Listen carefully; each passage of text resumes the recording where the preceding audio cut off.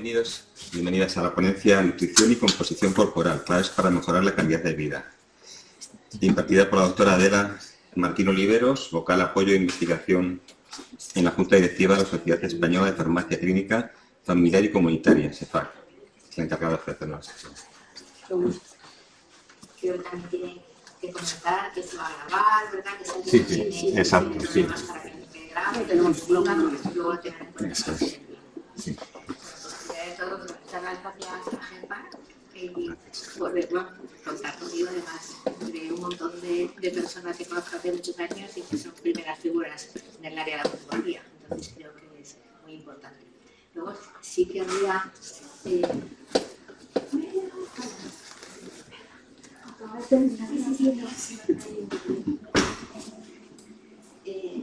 quería comentaros que cuando hablan de las SEFA, que es la sociedad a la que pertenezco, realmente es mucho más fácil, que es como nos gusta que nos llamen farmacéuticos comunitarios, porque trabajamos con la comunidad y son los farmacéuticos de barrio, los que probablemente a veces puedo hablar por usted o de tú, ¿estáis con algún problema? No, yo creo que a veces es más cercano, pues somos los farmacéuticos que a veces tenéis a menos de 250 metros de vuestra casa, a los cuales no hay que pedir cita, tampoco hay que ir a grupo, que puedes elegir ir al que está más cerca o al que está un poquito más allá, porque sea más cercano, o porque te guste más, o porque te conozca más, o conozca tu familia durante varias generaciones, ¿no? Porque haya conocido a los hijos, a los nietos, etc. Entonces, y sobre todo, aquí en Madrid no ocurre. Yo soy madrileña, pero vengo de Córdoba. Pero hay muchas ciudades, muchos pueblos de España en los que el farmacéutico es en este momento el único profesional sanitario que existe en el pueblo o en las cercanías. Con lo cual, yo creo que es importante que lo tengáis también en mente.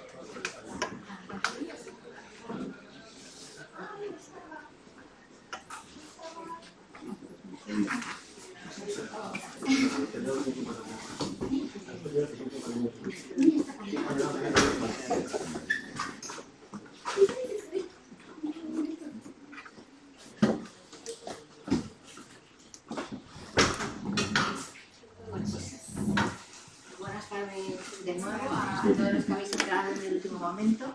Creo que hay que volver a repetir, ¿no? Que si alguien no quiere que se le grabe, que lo diga, para que luego lo puedan tener en cuenta. Para mí es que no sabáis, mi nombre es Adela, soy farmacéutica y nutricionista y trabajo y he trabajado muchos años en el área de hospital, en la industria, en diferentes sitios dentro del área de oncología, pero llevo más de 20 años trabajando en la farmacia comunitaria, como nos gusta que nos llamen, farmacéuticos comunitarios. Como les decía a vuestros compañeros, somos los farmacéuticos de barrio, ¿vale? A lo largo de esta mañana se han dado varias charlas, que a lo mejor yo me refiero a ellas, porque creo que también puede ser interesante y se puede mezclar. ¿Yo de qué voy a hablar? Pues voy a hablar de la nutrición y la composición corporal como claves para mejorar la calidad de vida. Y además, mi manera de abordar la reunión es, por un lado, un abordaje, primero, al inicio, preventivo. ¿Por qué preventivo? Porque me gustaría que también salierais de esta charla con la idea de que vosotros podéis ser altavoces para ayudar a un montón de personas, de compañeros, de amigos, en los que se puede prevenir este tipo de patologías y este tipo de, o sea, todo lo que son los procesos oncológicos, como voy a intentar demostraros. Y después haré un abordaje más desde el punto de vista del paciente que tiene el proceso oncológico.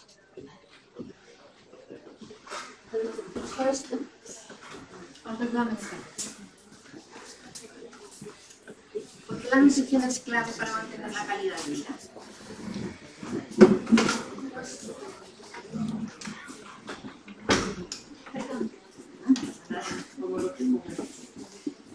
Sí, aquí decían por delante, somos lo que comemos, ¿verdad? Además, a lo largo de nuestra vida, si estamos bien nutridos, también nos mantenemos mejor, ¿no?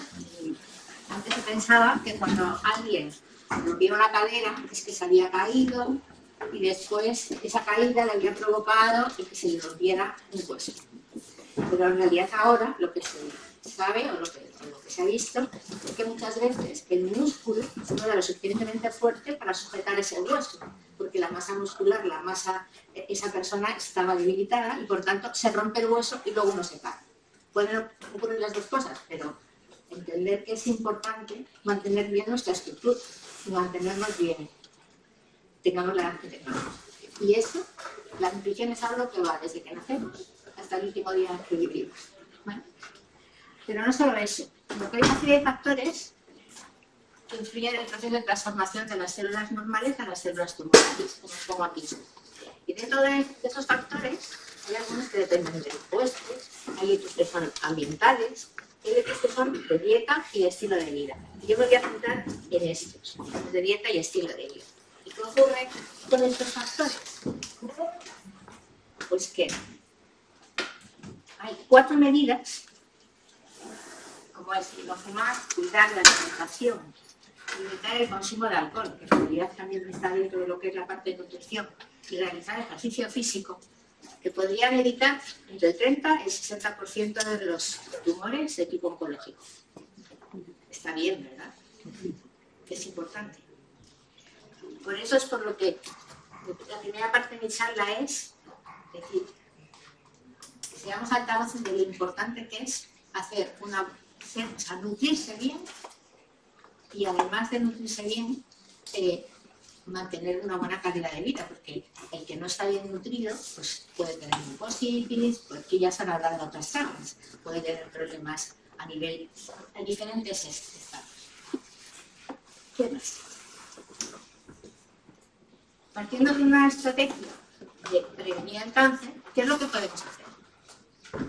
Pues veréis que si el cáncer, este año se habla de que ha habido nuevos diagnósticos alrededor de 38.000 personas, se ve que este tipo de patologías, por un lado, hay más diagnósticos de pacientes, pues se diagnostica antes, pero a la vez también lo que se ve es que hay pacientes que sobreviven más. Esta mañana también hablaba de los nuevos supervivientes, la primer ministra en el momento, en la sesión plenaria. Bueno, pues nos vamos a encontrar con pacientes de diferente tipología, de diferente perfil. ¿Bien? Por tanto, con diferentes formas de tratar estas patologías. Pero hay otra epidemia que existe, que es muy importante, y sobre todo en España, que es la obesidad, y que en muchos casos está ligada al tema del cáncer, ¿vale? Que es la obesidad. La obesidad, que es una enfermedad crónica, es una enfermedad compleja, es recidivante, que va más allá del peso corporal. Porque el peso corporal solo nos da la estructura, pero en realidad lo que debemos de valorar es tanto la masa muscular, como os contaba antes, la masa grasa, el nivel de agua corporal que tenemos, etc. Y fijaros aquí, ¿qué ocurre con la obesidad? Que tumores como la mama, el cáncer colorectal, la vesícula biliar, el riñón, el hígado, meningioma, se ven influidos porque la persona sea obesa. Sabe que el 20% de los procesos oncológicos se podrían atribuir a la obesidad. Y fijaros cuál es el perfil que tenemos en España. Pues que tenemos un porcentaje de sobrepeso y de obesidad en nuestra población adulta que es importante.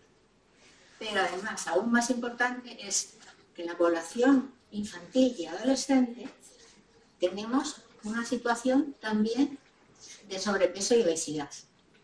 Desde hace pocos años se está tratando a niños porque son diabéticos, pero no diabéticos tipo 1, que sería aquel que de alguna manera, digamos, el diabético tipo 2 es un paciente que empezaría una resistencia a la insulina, que por diferentes... Y lo que estamos viendo es empezar a ver niños que tienen una diabetes tipo 2, como si fuera una persona adulta. ¿Por qué? Porque normalmente son niños que son obesos. Pero también quiero deciros que hay personas que pueden tener sobrepeso o obesidad y siguen siendo sanos. ¿Por qué? Porque a lo mejor son musculados. No que sea obeso quiere decir que sea una persona enferma. Una persona puede tener sobrepeso, sin embargo está sana. Pero lo cierto es que nos encontramos con esto. Si juntamos los dos factores, yo creo que tenemos que hacer cosas a nivel de prevención. Entonces, ante la obesidad, una intervención preventiva debe ser cubriendo diferentes factores. Debe incluir, por un lado, el aspecto dietético, debe incluir la adaptación de una dieta mediterránea. Esta mañana se hablaba de hacer una dieta saludable. Se hablaba, algunos responsables alumnos esta mañana, del plato de Harvard, en el cual pues, se va diciendo pues, qué tipo de alimentos debes de introducir en una comida normal. Pero tenemos algo que es muy fácil y que es muy conocido, muy cercano, que es la dieta mediterránea, que a todos seguro que nos suena, y la dieta atlántica, que es muy parecida a la dieta mediterránea, similar, simplemente que tiene más pescado, ¿vale? Y está más en la zona de Galicia. Pero en realidad la base son la misma. Y además, dentro de lo que seguro que habéis empezado a oír estos últimos años, todo el tema de One Health, es una dieta que es propia, que se hace con alimentos que son de nuestra tierra, con lo cual no genera tanta contaminación, porque no se tienen que transportar kilómetros y kilómetros, etc. Es decir, intentan utilizar productos locales, ¿vale?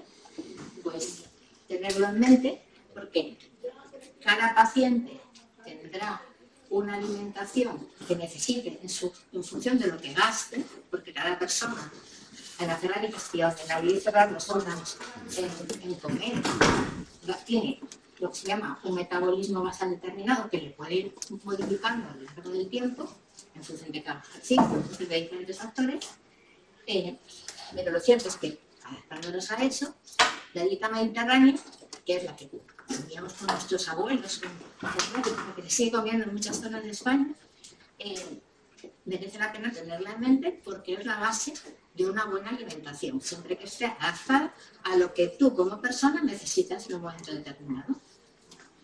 Y por supuesto la realización de ejercicio físico, que también se tiene que adaptar a la situación de la persona. Es decir, a lo largo de mi vida yo puedo hacer en un momento determinado más o menos ejercicio físico. De hecho, la Sociedad de Oncología Médica, que también pertenezco, acaba de lanzar, digamos, una guía y está haciendo mucha promoción del tema de la importancia del ejercicio físico y de en cada situación debemos hacer ejercicio físico, porque eso nos ayuda también a tener más fuerza, más muscular y evitar lo que se conoce como la sarcopenia. Entonces, eso es importante. Entonces, os he incluido también, bueno, qué tipo de alimentos debemos preferir o incrementar, cuáles a alimentar o evitar, ¿vale? Cuáles son las técnicas culinarias que son preferentes, o las técnicas culinarias que son a evitar o eliminar. Esta mañana también se habló, dentro del plato de Harvard y del tema de la alimentación, el que a veces, sabiendo que tenemos que comer de una determinada manera, que podemos saber, oye, si yo tengo que tomar una proteína, pues algo como una mano. Si no quiero ir pesando todo, si quiero tomar un hidrato de carbono, pues con un puño, etcétera, ¿no? Una verdura, digamos con un puñadito. Eso nos da, y siempre, si es posible, a cualquier persona siempre les decimos platos que tengan color. ¿Por qué? Porque tienen verdura. Entonces, de alguna manera, platos que sean adaptados a lo que vamos a comer. ¿Qué es lo que se ha visto? Y por eso la alimentación es importante en la nutrición. Dentro de, digamos, de los estudios que han ido haciendo, se ve que hay determinados alimentos que se podrían considerar que incrementan, digamos, la tendencia de llegar a tener un cáncer, o otros que lo pueden reducir. Por ejemplo, las aflatoxinas, que es una toxina que aparece en determinados frutos secos cuando no están bien almacenados, pues incrementaría el riesgo de tener un hepatocarcinoma, ¿vale? O, por ejemplo, el alcohol, que sabe las comidas con salazón, pues pueden incrementar el riesgo de un cáncer gástrico. O el endometrio cuando tienes una carga glucémica elevada. Esta mañana también se habló, porque había personas que, digamos, denostaban, no querían tomar hidratos de carbono.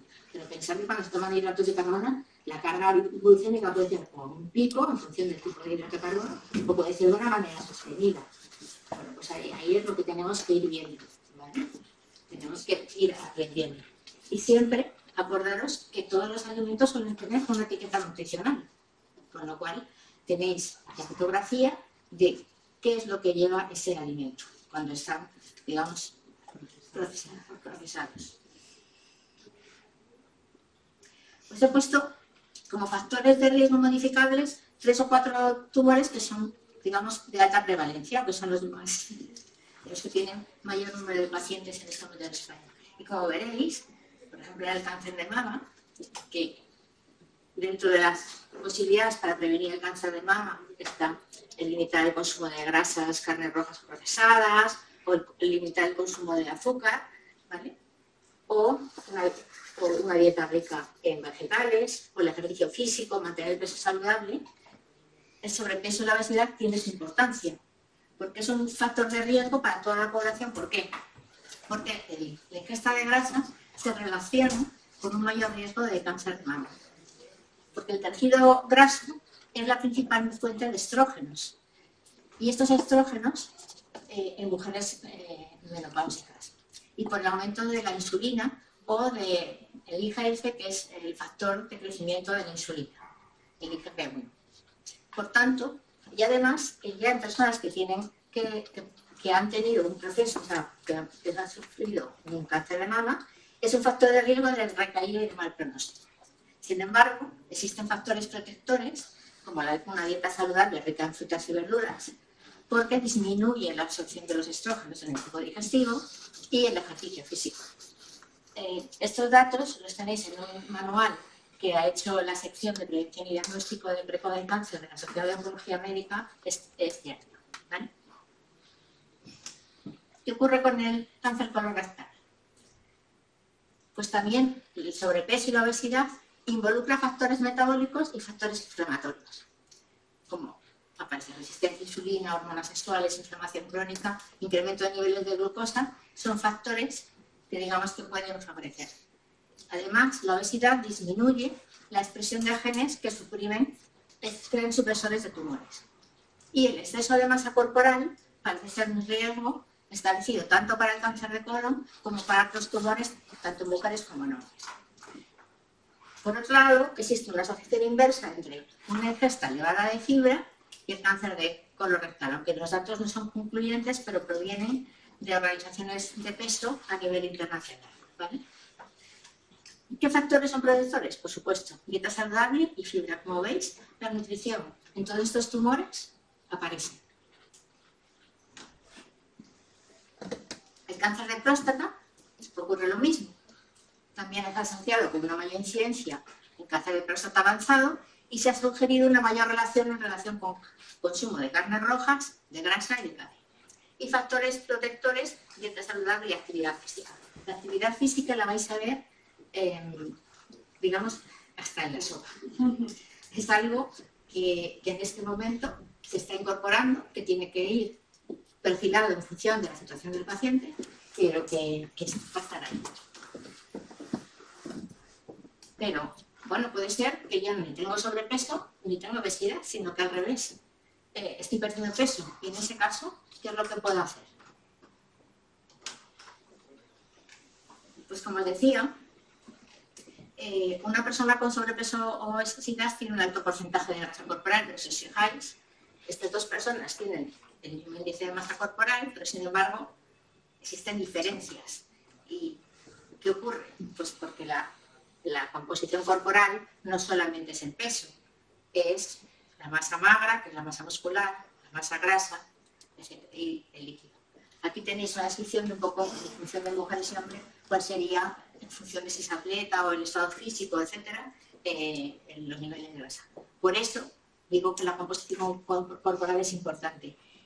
Y yo siempre creo que es bueno tener como una composición corporal hecha a lo largo de tu vida. Porque realmente te dicen no solo tu peso o tu índice de masa corporal, que es, digamos, el valor, no es un valor sencillo de conocer, pero también no es tan exacto. Sin embargo, tú puedes tener un índice de masa corporal de 24 a 25, ¿no? O, por ejemplo, si yo estoy en 25, pues estaría para mi edad y para el sexo, etcétera, bien, pero sin embargo tengo más grasa de la cuenta. Y a lo mejor otra persona con ese mismo índice de masa corporal, pues no, está musculado y no tiene grasa. Entonces, es bueno tener esa composición corporal que la podamos conocer, porque nos va a dar una información más completa. ¿Vale? El índice de masa corporal está bien, pero al menos si alguna vez, y eso se puede hacer en la farmacia. En la farmacia, muchas farmacias. Nosotros en Andalucía, de hecho, hemos hecho también un estudio en pacientes mayores sarcopénicos, buscando la sarcopenia, o sea, la falta de masa muscular, y se ha hecho, vamos, con un peso específico que es muy fácil. Y luego dentro de la farmacia también tenemos muchos farmacéuticos que además somos graduados en nutrición. Sí, en algunas farmacias que sí hay básculas que dan índice de masa corporal y también tanto por ciento de grasa y tanto por ciento de no sé qué. Eso es fiable, el papelito que sale por... Hombre, el índice de masa corporal sí que es fiable. Pero además, algunas que yo he leído, y lo he hecho con curiosidad, pone pues, tanto por ciento de grasa, tanto por ciento de músculo o de materia... pero yo no sé si eso es muy fiable, es que estás ahí en la báscula 30 segundos y sí, eso, agarrándose... Sí, es un valor que te puede servir, pues orientativo, por lo menos. Claro que hay medidas mucho más exactas, pero realmente lo que te puede servir es para saber cuál es el porcentaje de grasa, es interesante, y sobre todo cómo está respecto a masa muscular, masa grasa. Entonces, es fácil, es algo que te tiene ahí y que además, como te va a variar a lo largo de la vida o en un momento determinado te puede interesar, merece la pena hacerse, ¿vale? Yo voy a añadir aquí algunos mensajes para llevar a casa, que sería, ¿cómo identifico si tengo una desnutrición? ¿No? Porque yo puedo pensar que como bien, o puedo pensar que hoy estoy desnutrida, y puedo dicen, ¿estás desnutrida? Bueno, pues hay que tener en cuenta varios factores. Por un lado, mi peso es bajo, ¿vale? Para eso utilizamos lo que es el índice de masa corporal. Y eso nos da un valor estándar que nos puede comparar con nuestro sexo y en función de nuestra edad. He perdido peso en los últimos meses de forma no intencionada. Bueno, pues es un punto. Si tú no quieres perder peso y estás perdiendo peso, eso es algo que te puede hacer pensar, bueno, consultar con el médico, el por qué, el revisar si hay alguna razón que no conozcas que haga que puedas estar perdiendo peso. A lo mejor es simplemente una situación de estrés a nivel familiar o de trabajo, pero bueno, también puede ser por una situación de tipo de salud. O tengo una enfermedad que me quita el apetito, como hay muchos pacientes que tienen algún proceso oncológico, o preveo que me va a ocurrir algo, una operación, un tratamiento complejo, que me va a impedir alimentarme correctamente, ¿no? Entonces, en ese caso, son 3 puntos en los cuales yo puedo estar en riesgo de desnutrición. Y en ese caso, se debería de consultar con el equipo que me va a seguir, o consultar con el propio médico. Y en los últimos 6 meses he perdido un 5 o un 10%, un 5% de mi peso habitual y yo no he dejado de comer, o he dejado de comer porque se me han quitado las ganas, o no, como lo mismo, pero estoy perdiendo peso. Bueno, pues es una señal que podemos tener para hacer el seguimiento. ¿Qué quiere decir?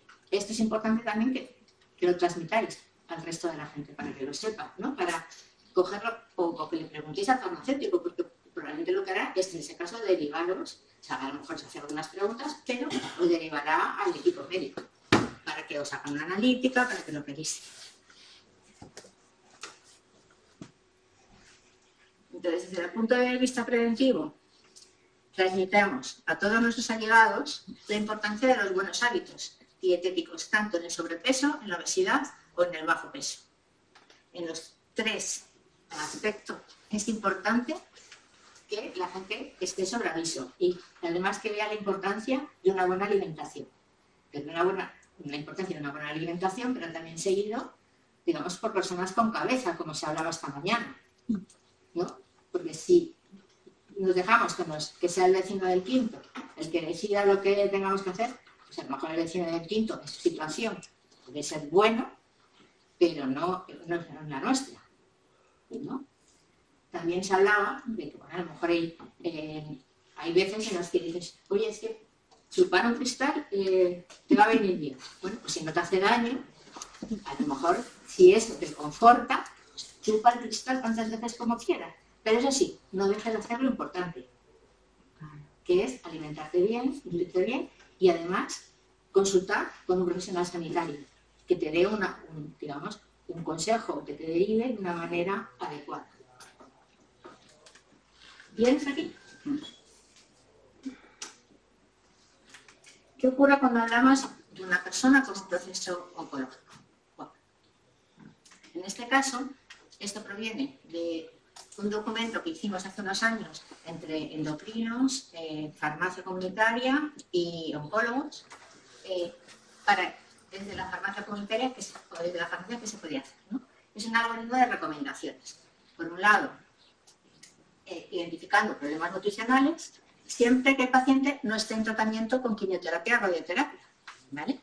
Y en ese caso, lo primero que tenemos que hacer es, oye, el paciente sí que está en tratamiento con quimioterapia o radioterapia, pues entonces se debe hacer una valoración nutricional, que se lo van a hacer en el hospital, ¿vale? Y ahí lo que se verá es si el paciente está bien nutrido, si está desnutrido de una manera moderada o si tiene una desnutrición grave. Y en función de esa situación, pues se hará o bien un seguimiento habitual por el farmacéutico comunitario, atención primaria y la atención especializada, cuando está bien nutrido, o una derivación, atención primaria, atención especializada, dentro del hospital o fuera del hospital, ¿vale? Si está bien nutrido, con una serie de consejos y recomendaciones ante los problemas puntuales, porque si un paciente está en tratamiento y tiene una mucositis, pues tiene afectado todo el canal digestivo, con lo cual el tipo de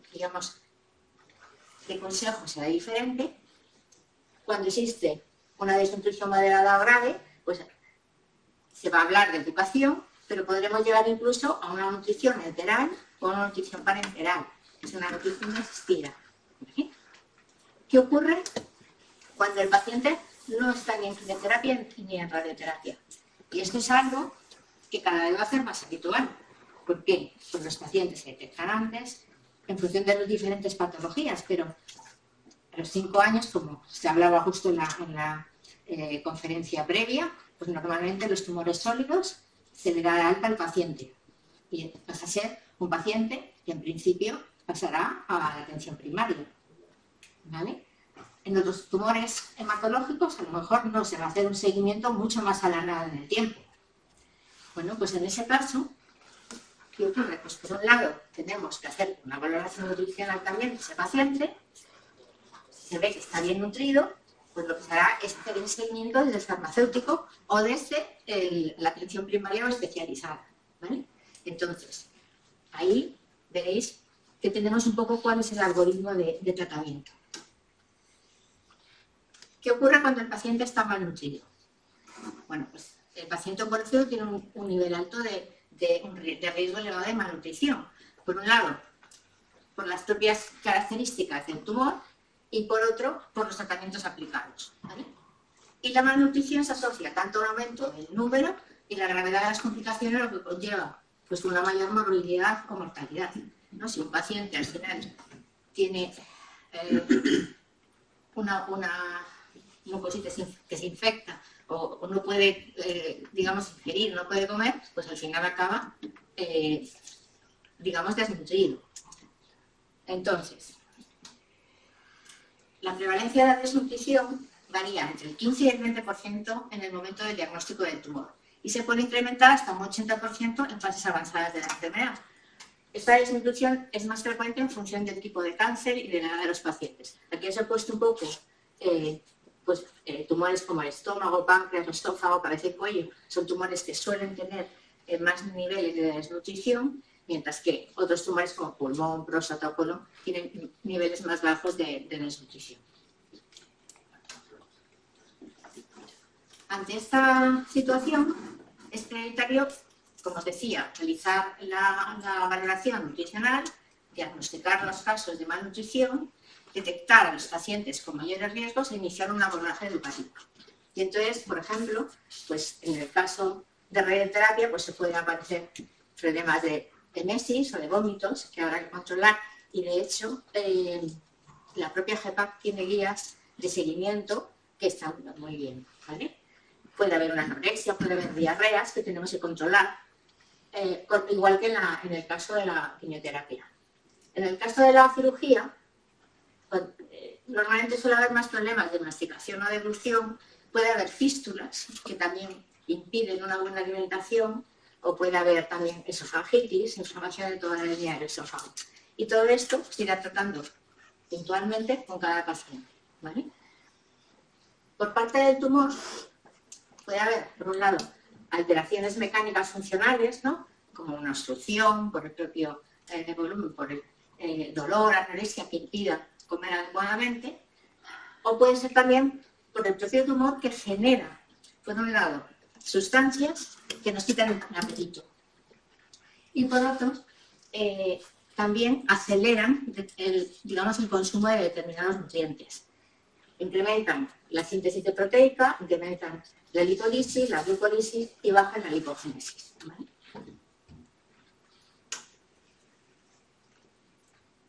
Esto había puesto también como un mensaje para llevar a casa.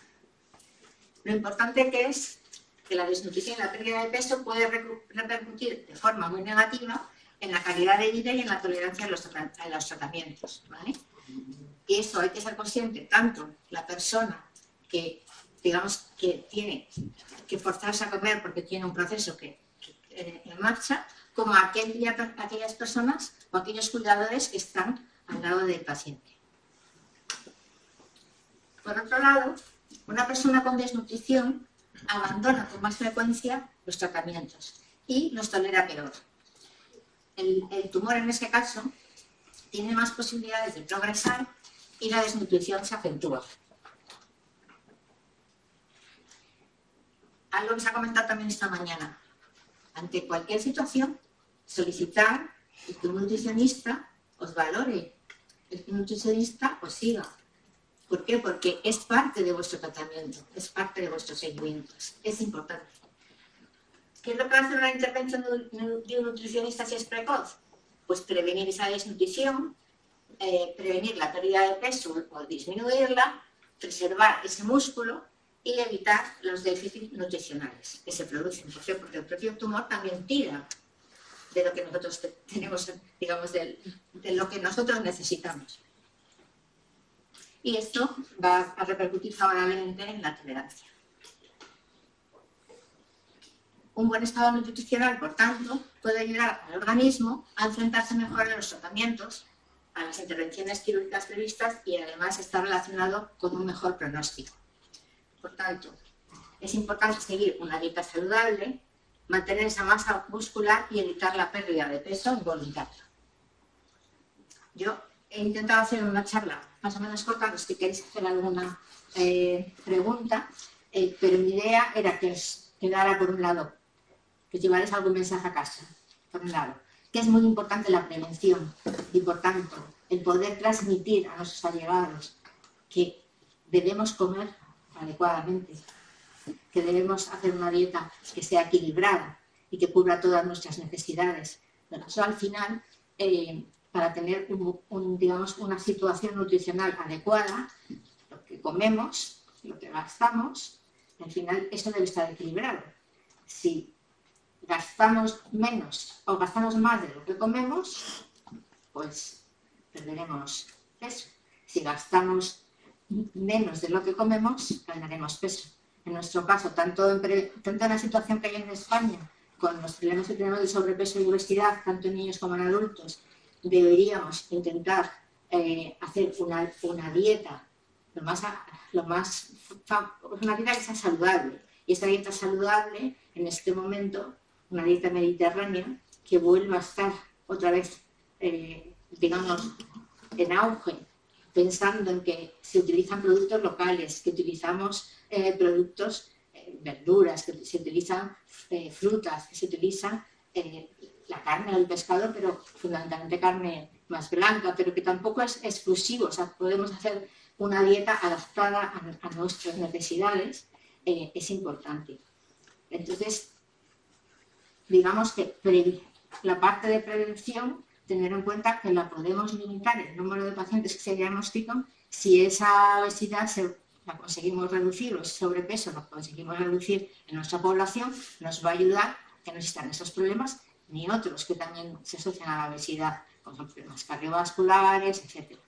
Por otro lado, de cara al paciente que ya, digamos, vive con un proceso oncológico, que se vaya de la mano también de su nutricionista, que de alguna manera le oriente en cuál sería la mejor dieta para él en ese momento concreto. En este momento un paciente va a pasar por diferentes etapas. Va a pasar a lo mejor por una etapa en la que va a estar con un tratamiento activo, pero posteriormente va a hacer una revisión, va a llegar a un momento en el que puede estar curado, que le den de alta, que pasa a atención primaria, que realmente lo que haga es, bueno, pues seguir viviendo su vida, pero dentro de un proceso de respuesta completa, en el cual lo que tenemos que ver es qué otras patologías tenemos alrededor y tener nuestra mochila y cuidarnos. Y dentro de ese cuidado está, sobre todo en determinados tumores, mantener nuestro peso, mantener nuestra composición corporal y nutrirnos adecuadamente. En otras situaciones, a lo mejor necesitaremos una ayuda con un suplemento complementario para cubrir determinadas necesidades que no se pueden cubrir solo con la alimentación. Y eso nos lo va a decir nuestro equipo de profesionales sanitarios o en el hospital o en el centro sanitario. Y eso es importante. Cuando toméis complementos nutricionales o cuando estéis pensando en tomar determinados complementos, determinadas hierbas, es importante también que consultéis. En la propia farmacia hay incluso algunas web que se pueden ver qué tipo de hierbas pueden producir concomitancia, ¿no? O sea, sabéis que el pomelo no se debería tomar porque realmente interfiere con muchos medicamentos, no solamente con medicamentos oncológicos, pero hay otro tipo de hierbas que consultarlo, ¿no? Antes de tomarlas por vuestra cuenta. ¿Qué más? ¿Alguna pregunta? ¿Es verdad que el azúcar es mala para el cáncer porque como que le gusta mucho a las células cancerígenas y crecen? Vamos a ver, pero el azúcar es necesario. Lo que es verdad, por un lado, es que hay alimentos que están ultraprocesados en los cuales se utilizan azúcares añadidos y luego el azúcar produce, como decía antes, picos glucémicos o sea, el pico de azúcar puede ser como muy inmediato y muy rápido o un pico como más lento, ¿no? Siempre es preferible tomar azúcares que hagan picos más lentos. El azúcar tenemos que tomar, todos los alimentos tienen un cierto nivel de azúcar. Hidratos de carbono. Claro. No es azúcar refinada. Yo me refiero a azúcar refinada. Bueno, yo creo que también depende de la cantidad que tomes y... O sea, ¿no es mejor prescindir de ella completamente? No la necesitamos. Bueno, yo creo que al final... Ve la refinada, porque, bueno, tú puedes tomar... Y a mí me han dicho, o sea, el azúcar como que es muy mala, el azúcar refinada y las harinas refinadas, mejor. O sea, que eso también no le viene bien al cuerpo ni al cáncer. O sea, al cáncer le gusta mucho, a las células cancerígenas. O sea, mejor pues tomar eso, pues harinas con... O sea, de estas que son integrales. Se habló. Un poco, todo hay que trabajar con cabeza, ¿no? Y me parece que es importante tener claro. Hay dos temas. Y el ejemplo que se puso estaba bien, que es si tú por tomar una harina super guay, pero que te cuesta un congo, al final dejas de hacer ejercicio, pues entonces... No, pero la igualdad de condiciones solo simplemente hablamos de la alimentación. Pero la igualdad de condiciones dependerá de tu perfil de paciente. Si eres un paciente que deberías de limitar el tema de la fibra, ¿no? Pues entonces, o sea, ahí los integrales a lo mejor no es lo que mejor te pueda venir, pero eso es un caso concreto. Si no, siempre se habla que todos los alimentos ultraprocesados son los que tienen más tendencia realmente a producir un problema, tendencia a tener un tumor, ¿vale? Pero yo creo que todas estas cosas con cabeza, ¿vale? Eso sí, pomelo, en la naranja amarga pasa lo mismo, porque ahí afecta, digamos, a una enzima y se interfiere con muchos medicamentos, ¿vale? Pero eso, incluso el farmacéutico también lo puede decir, eso lo podría decir. Y nada más, o sea, más que la ponencia es realmente como una reflexión. O sea, yo soy una persona muy concienciada del tema de la nutrición y la aplico a mi vida, pero es que yo me sorprendo de que el médico, el oncólogo, el hematólogo, o sea, no te diga absolutamente nada en temas de nutrición. O sea, yo no entiendo hasta cuándo más tenemos que esperar para que la atención médica sea más integral y que también, igual que lo ves a él, inmediatamente te pregunta a un nutricionista que te valore, que te evalúa. Todavía me sigue empezando y el peso no dice nada. O sea, yo diría que ahí existe algo que con educación siempre lo puedes pedir o lo puedes consultar. Normalmente, cada vez más en ese tipo de oncología suele haber nutricionistas, a lo mejor no son dentro del propio equipo, pero sí son becarios, o ellos pueden hacer, digamos, consultar con los endocrinos, pero sí es verdad que es bueno que lo podéis demandar, ¿no? Realmente, nutrición como tal. Pero que vayas tú a la sala de quimioterapia y vengan y te ofrezcan, ¿quieres merendar? Y que sean natillas o el sándwich guarrilón de pan blanco con mortadela. Yo soy la única que no lo acepta y yo veo que todo el mundo come y zampa eso y digo, pero ¿cómo puedo estar comiendo eso? O sea, no lo puedo entender. Bueno, pero es verdad, ¿no? O sea, pero cuanto más, o sea, nos informan y nos dicen, ya estamos más concienciados de cuándo va a cambiar el sistema. bueno, dentro del propio hospital, sabéis que hay nutricionistas que son los que elaboran las dietas de la cocina, o sea que realmente, probablemente cuando han elaborado un sándwich con un embutido, ese jamón de york es un jamón de york nutricionalmente adecuado, porque no todos los jamones de york son adecuados. Muchos tienen un 50% de hidrato de carbono o tienen grasa. O sea, que yo siempre digo, hay que mirar, es bueno mirar las etiquetas nutricionales. ¿Vale? Una pregunta.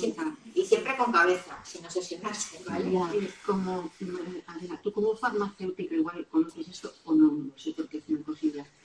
Hay un hongo que se llama reishi, ¿conoces? Está recomendado que parece ser que aumenta las defensas. Yo no lo sé porque es algo de... existe en los herbolarios. Eso no lo conoces. Yo tendría que revisar la información que haya a nivel de estudios clínicos, pero pensar, por ejemplo, que hay muchas las cosas naturales no son inocuas. La gente piensa, no, es que esto es natural, y como es natural, todo es bueno, es inocuo. Y sin embargo tenemos cosas sencillas, como el regaliz, que si eres hipertenso, pues no te va nada bien, o sea, no debes tomar regaliz. O tienes la hierba de San Juan, que también, o sea, no debes de tomarlo. O el ginseng, si tú eres una persona nerviosa y resulta que te estás hinchando de ginseng, pues tampoco la debes tomar. Entonces, ese tipo de alimentos hay que consultarlo con el nutricionista, hay que consultarlo, y por lo mismo, porque al final todo puede interferir, ¿vale? Entonces, a nivel de herbolarios, yo utilizaría en todo caso fitoterapia desde la farmacia, entre otras cosas, porque el farmacéutico sí que ha estudiado, tanto, o sea, el farmacéutico hospital como el de la farmacia, hemos estudiado 5 años, porque es de las pocas carreras que cuando llegaron los grados, como había un acuerdo europeo, se mantuvieron en años, y hemos estudiado botánica, hemos estudiado fitoterapia, o sea, que tenemos una base, siempre tienes que estar actualizando, pero realmente como tal, yo no me guiaría de primera mano por todo lo que aparece en redes sociales y estas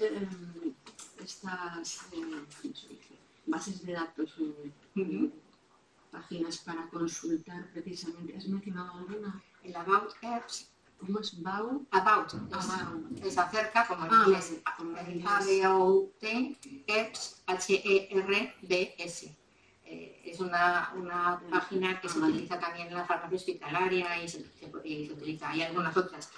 Yo también os diría, hay veces que aunque lo puedas mirar, consulta, porque muchas veces la interpretación a lo mejor tú no la terminas de llegar al fondo de todo.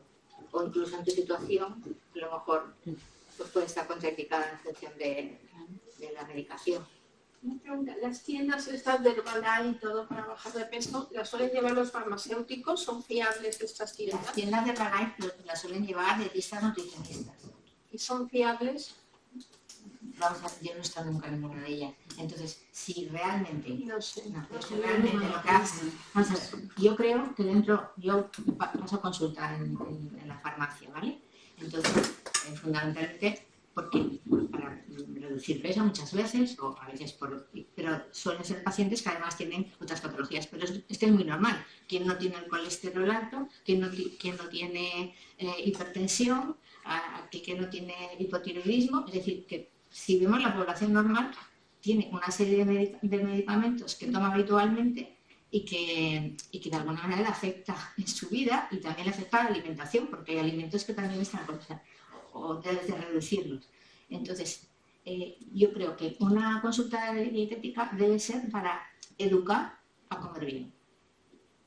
En realidad, porque al final tú lo que buscas es conseguir un hábito de alimentación sano, ¿vale?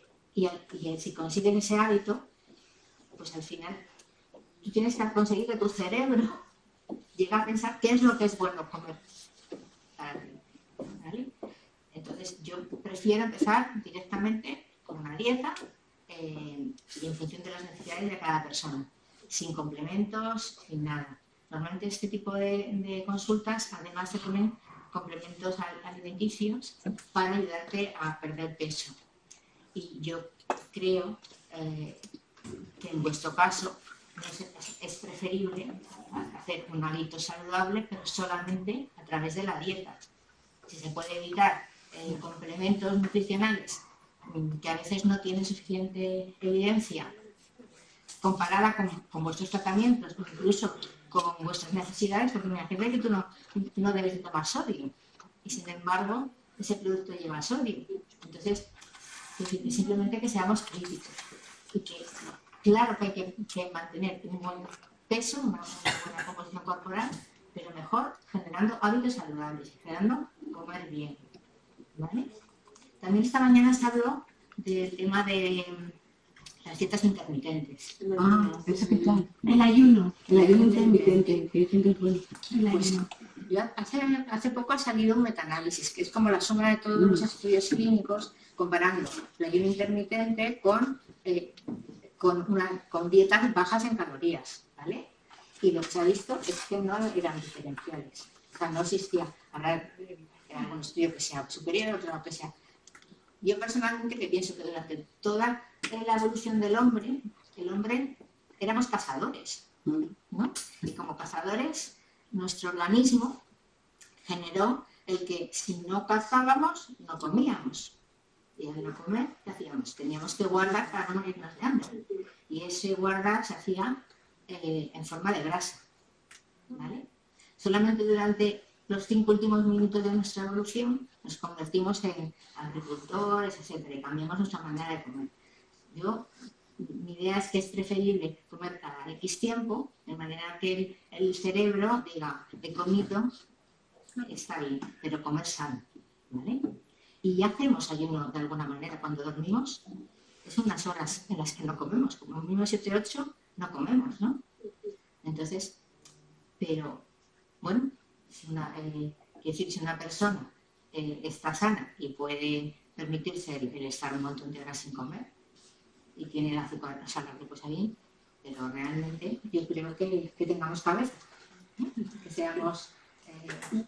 Me recomiendan hacer cenas poco calóricas. La cena.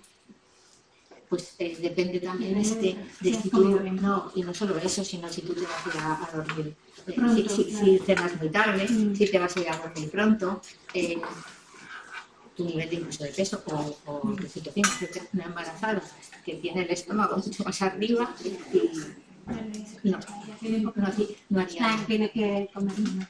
No, pero en general dicen que la cena tiene que ser ligera.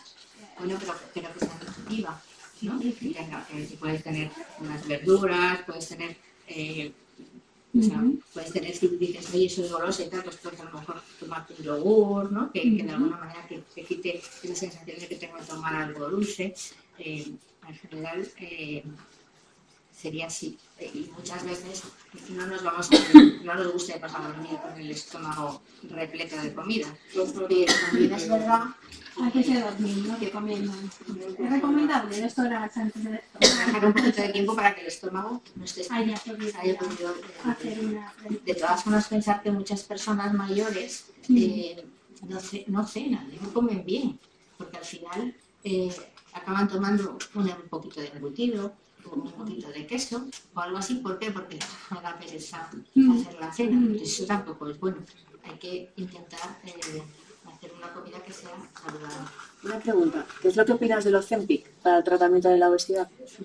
Vamos a ver, el Ozempic es para el tratamiento del paciente diabético con obesidad, ¿vale? Luego tienes la misma molécula que no está financiada por la Seguridad Social en este momento y que se utiliza en pacientes que tienen alguna comorbilidad y que además tienen más de 27 de índice de masa corporal, ¿vale? Entonces, habría que ver, en un paciente que tiene un proceso oncológico activo, que es, estudiar el caso, pero realmente, por ejemplo, en pacientes que ir a cirugía bariátrica normalmente, pues un tratamiento con ese tipo de fármacos lo que puede hacer es evitar que acaben con una cirugía, o por lo menos reducir esa carga que tienen ponderal. Pero es verdad que todos los estudios de este tipo de fármacos, tenéis que tener claro que tienen que estar acompañados de dieta y tienen que estar acompañados de ejercicio físico. Sí, porque dan resultados magníficos. Lo que pasa es que con el tiempo que lleva, que yo lo voy administrando muy poco, no sé qué consecuencias tendrá a lo largo del tiempo. Porque me va a bajar a la semana 1,5 kg, 2 kilos de peso. Bueno, y eso lo bajas también con la dieta. Y está muy bien. Luego, digamos que es un fármaco que está muy estudiado, porque daos cuenta que son tratamientos que previenen de la diabetes. Con lo cual, los pacientes diabéticos, y hay datos desde Estados Unidos y de otros países que llevan mucho tiempo. Incluso de otro medicamento que ha salido posteriormente, que ha salido aquí hace poquito, que tiene incluso mayores pérdidas ponderales. Pero es verdad que tienes que mantenerlo con dieta y con ejercicio. Los datos yo creo que ahora son como máximo 56 o 72 semanas, me parece. Y tienes que hacer también subiendo la dosis poco a poco para evitarlos, porque tiene algún efecto adverso de tipo gastrointestinal. Pero en general, yo tengo varios pacientes en la consulta que son jóvenes, que son obesos, pero son obesos sanos. Y probablemente porque tienen un componente genético, les cuesta muchísimo perder peso con la dieta. Entonces yo lo que claro, no tienen ni glucosa alta, ni tienen colesterol, no tienen nada, solo 140 kilos, pero y además si dejan la dieta de repente pico más. Entonces con el médico de atención primaria, pues en uno de ellos sí que prescribir lo que está para prescribir, lo que pasa es que claro, te lo tienes que pagar. Sí, pero tengo 1 o 2 que están con el tratamiento y bien, y los otros lo toleran bien. ¿No da efecto rebote cuando dejas de tomarlo? No tiene por qué dar efecto rebote, salvo que luego tú digas, se acaba el tratamiento y ahora me pongo hasta arriba. Lo voy a celebrar. Entonces lo metes en la mochila. Entonces ahí ya... Pero no, en principio no tiene por qué. Sí, te ayuda con ese. Exacto, porque como va con dieta y ejercicio, pero importante, el ejercicio físico. ¿Vale? Que parece que es que se obvia, ¿no? Y la gente va a las familias y dice, quiero perder 3 kilos y los quiero perder, pero me pincho una vez por la semana y estoy fenomenal. No, hay que pues muchas gracias por la pregunta, creo que haya servido. Si queréis cualquier cosa, pues me pueden llamar. Gracias. Gracias.